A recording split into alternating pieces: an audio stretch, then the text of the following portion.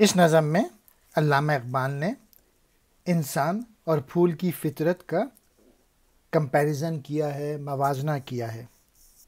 اور اس نظم میں انسان کی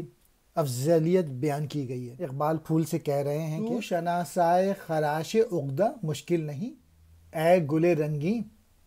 تیرے پہلو میں شاید دل نہیں، زیب محفل ہے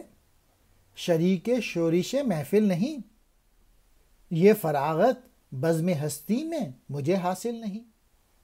اس چمن میں سراپا سوز ساز آرزو، اور تیری زندگانی بے گدا سے آرزو۔ علامہ اقبال رنگین پھول سے کہہ رہے ہیں کہ ایسا لگتا ہے کہ تیرے پہلو میں دل نام کی کوئی چیز موجود نہیں ہے، تو کسی مشکل پرابلم کو سلجھانے کی چبن سے بھی واقف نہیں ہے، اور یہ بات میں مانتا ہوں کہ تجھ سے محفل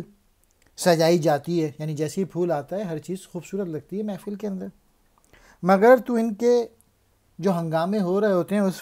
محفل میں تو اس میں شرکت نہیں کر سکتا۔ تجھے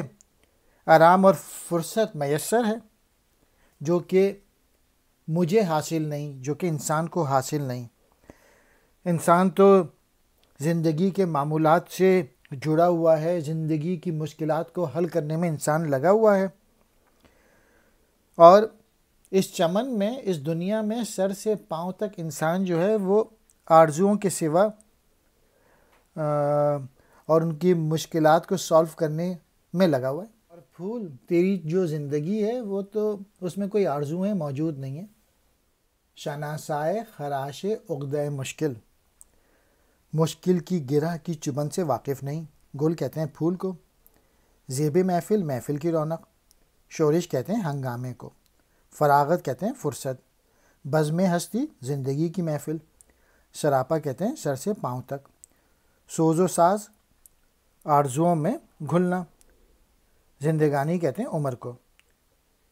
بے گدا سے آرزو آرزوؤں کی لذت سے بے گانا،